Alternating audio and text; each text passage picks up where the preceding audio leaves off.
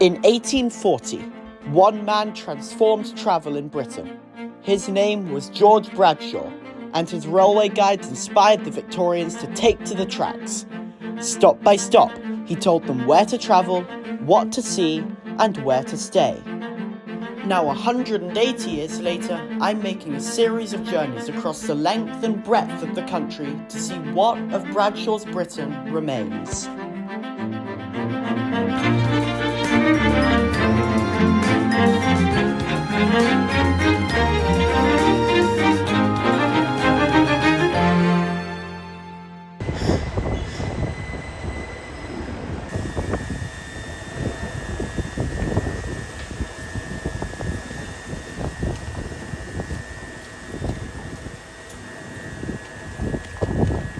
We're at Fenchurch Street. Our gateway's down there. This is our train. We're going to get on it. And so basically, right, these stations aren't connected. And they're basically 2 minutes away from each other. So you know what that means? It's time for a pointless journey. Our journey starts at London Fenchurch Street, where we take a C2C Class 357 to West Ham, where we change onto the newer DLR line.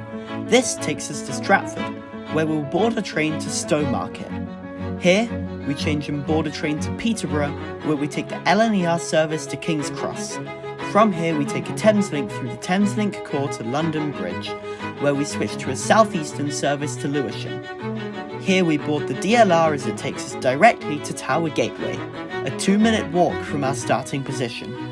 So, let's get going!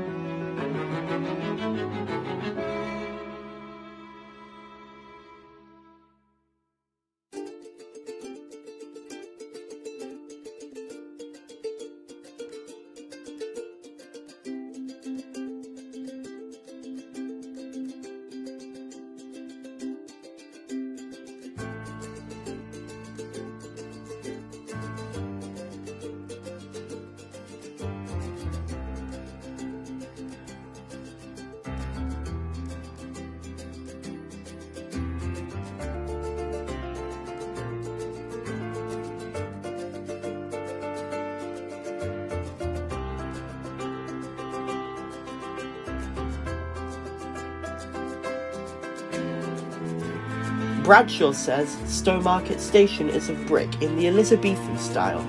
The distance from Stowmarket to Ipswich is about 12 miles.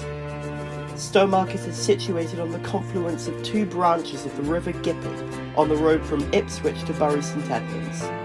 The church is Gothic, and at the parsonage is Milton's tree, planted by him when studying with his tutor, Dr. Young the Puritan. Here are the tombs of the Tyrrells. A large quantity of malt is made here, and there is only one place in the kingdom where a larger amount is paid to the government.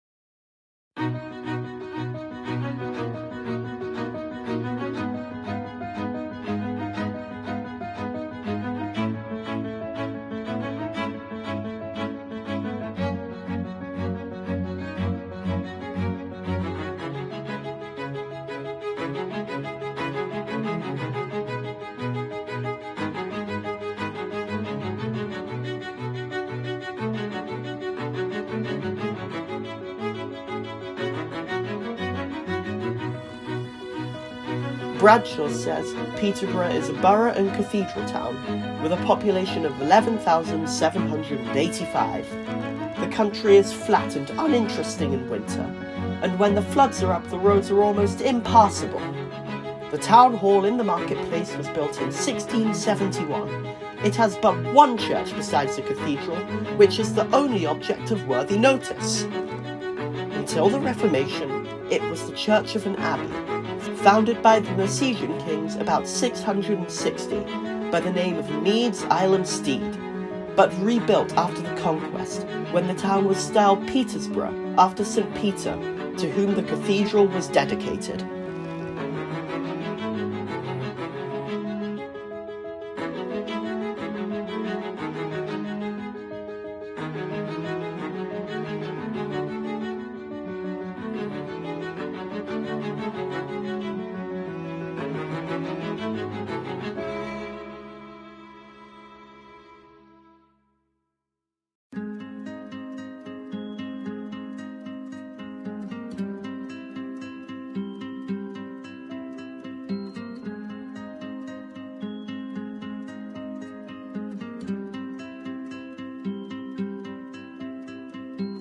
The East Coast Main Line is a 393-mile-long line between its southern terminus at London King's Cross and its northern terminus at Edinburgh Waverley, via Peterborough, Doncaster, York, Darlington, Durham and Newcastle.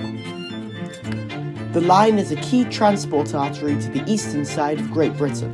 The main line acts as a spine for several diverging branches serving destinations such as Cambridge, Leeds, Hull, Sunderland and Lincoln, with all direct services to London. In addition, a few East Coast Main Line services extend beyond Edinburgh to serve Glasgow Central, although the principal London to Glasgow route is the West Coast Main Line. The line was built during the 1840s by three railway companies: the North British Railway, the North Eastern Railway and the Great Northern Railway. In 1923, the Railway Act of 1921 led to their amalgamation to form the London and North Eastern Railway, or LNER, and the line became its primary route. The LNER competed with the LMS, the London, Midland and Scottish Railway, for a long-distance passenger traffic between London and Scotland. The LNER's chief mechanical engineer, Sir Nigel Gresley, designed the iconic Pacific steam locomotives, including the Flying Scotsman and the Mallard, the latter of which achieved the world speed record for steam locomotives, for which it still holds to this date. In 1948, the railways were nationalised and operated by British Railways. In the early 1960s, steam was replaced by diesel-electric traction, to varying degrees of success. Sections of the line were upgraded so that trains could run at speeds of up to 100 miles an hour. With demand for higher speed, British Rail introduced the Intercity 125 high-speed trains. These remain the fastest diesel locomotives in the world, setting a world speed record of 143 miles per hour. With the introduction of the new Class 800 and Class 801 units, the plan is that the line speed will be upgraded to 140 miles an hour. The primary long-distance operator is still the LNER, but open access competition on services to Northern England and Scotland is provided by Hull Trains, Grand Central and Lumo.